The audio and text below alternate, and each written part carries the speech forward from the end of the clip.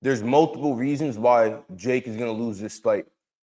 I have 80% win weight when it comes to bets. And this fight, for sure, Jake is getting knocked out.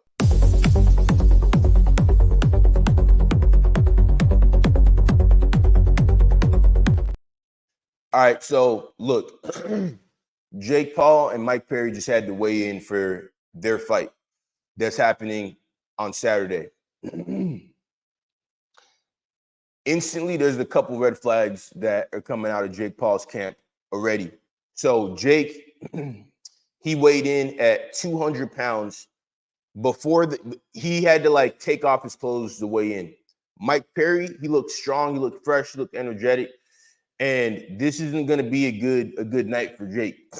This time he's fighting a dude who has over 40 fights total when it comes to amateur, pro boxing, bare knuckle boxing, you know, MMA, all of his fights. It's about 40 fights or a little bit over 40 fights. Not to include smokers and just random fights that he has that aren't on his record. Jake Paul is coming in. This is his first time fighting a guy who's 32 years old, other than Tommy Fury. But this is the first time he's fighting a guy who's on the incline. Usually he's fighting dudes who are on the decline, who are way old, who are coming off of injuries, coming on short notice. So it's not going to be a good night for him. And seeing that weigh-in solidified it for me. You guys have Jake Paul as a favorite. It's a really dumb bet. You know, if you want to make money, bet on Mike Perry. So look at this weigh-in right here. All right. We got Perry. 196.6. Perry weighing in at 196. He's looking strong. He's looking fresh. Now we look at Paul. We look at Jake Paul. He looks a little sucked in. You know, he looks nervous. He looks nervous. He looks worried. You know, he has to weigh in at 200 pounds. You know, let's see it. So now,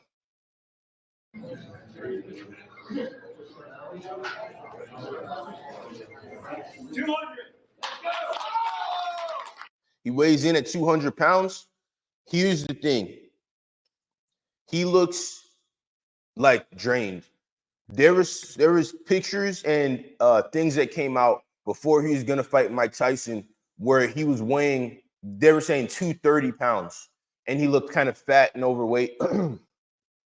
So he was gaining all that weight because he was getting ready to fight Mike Tyson, who's a big guy himself. And he wanted to have that extra power. So now this is kind of backfired against him because when a fighter cuts all that weight, your chin is more susceptible to get knocked out.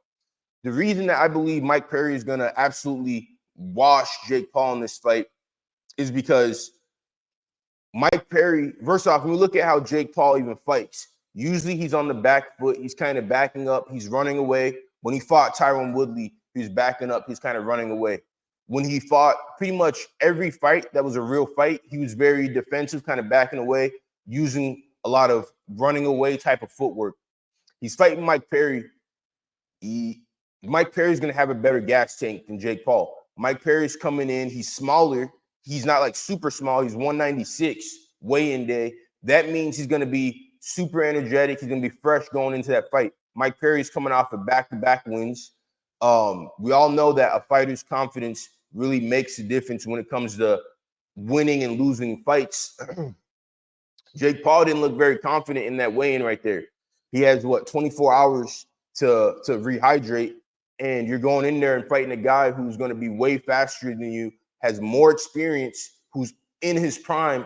It's going to be a bad night. It's going to be a knockout. You know, some dudes on here were talking about, some Jake Paul fanboys were talking about, Jake's going to knock him out. You just want Jake to lose. I don't care who wins or loses, but when it comes to betting, I want to make money. And Mike Perry winning is a good bet because he's an underdog. It just all the systems that I use to predict people who's going to win a fight, they're all lining up. So Perry's set for a big upset right now. Perry's set for a huge upset. Even more so when fighters go down in weight, they don't usually lose, but they're more likely to lose. When fighters go up in weight, they usually win. I would say 8 out of 10 times they usually win. When fighters go down in weight, it's probably like 4 out of 10 times they win, give or take 50-50. So this isn't going to be a good night for Jake. This is not going to be a good night. You're fighting a guy who doesn't get tired, who's super tough. You know what? How is Jake going to win? He'd have to knock him out, right?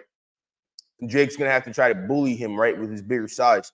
So if he's going in there, he's trying to knock out Perry, and Perry's just in there eating the punches. He doesn't really care and he has more energy. Jake's going to gas out. And we all know when you gas out in a fight, that's the worst possible place to be in. Fighters aren't scared of getting knocked out. Fighters aren't scared of getting injured. They're scared to get tired in a fight. I'll tell you firsthand, you don't ever want to get tired in a fight when you have thousands of people watching you. In this case, millions of people watching you, and you're tired and your arms can't move and you're noodle arms, and you got someone like Perry at the end coming at you, beating your ass, you know? And so it's not going to be a good night for Jake.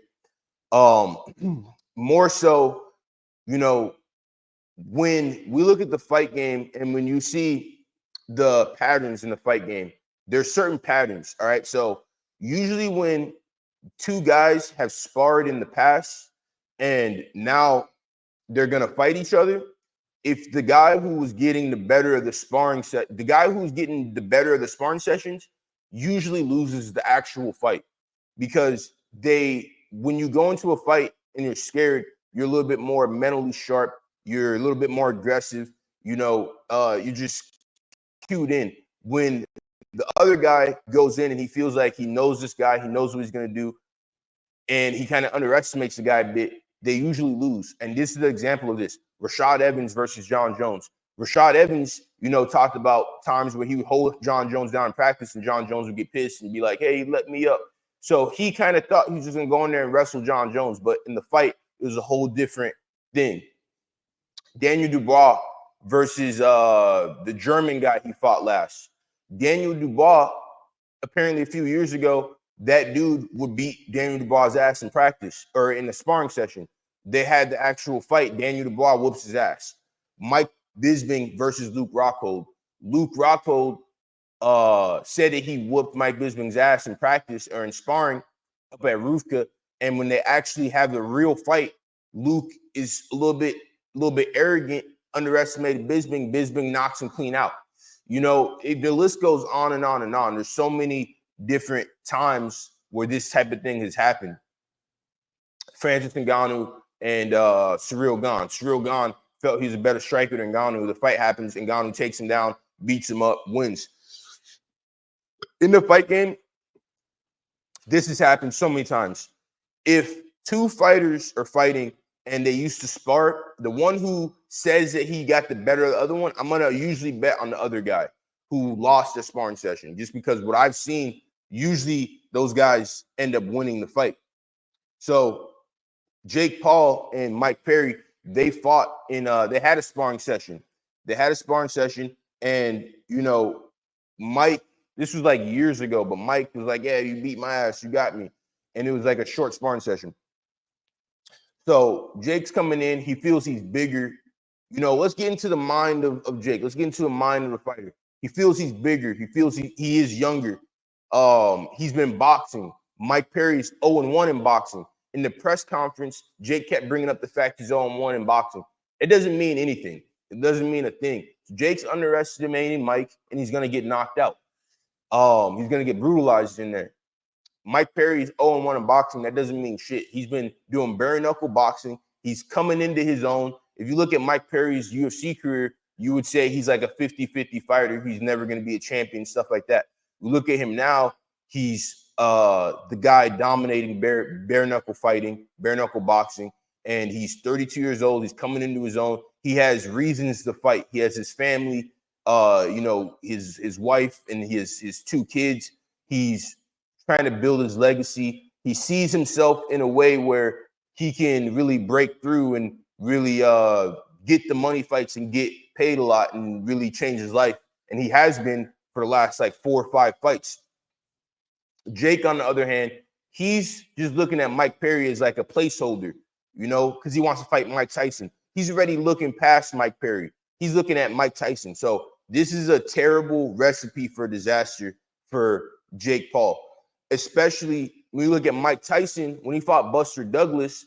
Buster Douglas and Mike, I believe they used to spar, and Mike, that's why Mike underestimated Buster. And we all remember, we all know how that fight went down. It was one of the biggest upsets of the century. So, yeah, I'm putting my money on Mike Perry. 6-round knockout. I think we're going to see an absolute brutal beatdown where it's going to be like a boy versus a man in there. We're going to see a hardened veteran fighter versus a guy who's messing around. I think in the future, Jake could become a real fighter, but I don't see him winning this fight. I see him getting just absolutely pieced up. And seeing him at the weigh-in nervous, barely making weight, barely making the 200 pounds, that's a good indicator. It's a really good indicator. The brain is the last thing that hydrates. So going into this fight, that's why I'm saying he's probably going to get knocked out in this fight. You know, he's going to take a lot of damage in this fight. You're going against a guy who doesn't care about taking punches. You know, you're going against a guy who's fought some of the biggest punchers in his weight division. You're going against a guy who walked down Luke Rockhold and just made him quit. You know what I'm saying? You're going against a guy who walked down Thiago Alves and beat his ass. So also, Mike Perry has very good technique. His technique is a little bit different. He has a chaotic style, but he is doing a lot of technique. And you're not going to find many people who fight like him. And I think Jake, when he gets in there with Mike, this new evolved Mike, it's not going to be a good night. He's going to get brutalized. He's going to get put on the back foot. He's going to try to pop his jab out. Mike's going to be putting the pressure on him. Jake's going to be trying to hug him up using his bigger size.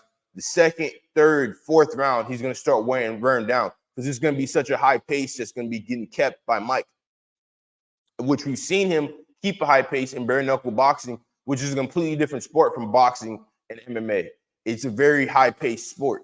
So in a 3-minute round, yeah, it's gonna be chaos for Jake. It's gonna be an absolute brutal beatdown. And between Jake weighing 230 not long ago, between Jake having the confidence that Mike is 0-1 in boxing, between Jake looking past Mike to fight Mike Tyson and thinking this is just a placeholder easy fight, between him having to cut all the weight, all these factors are making it or setting it up for an upset fight.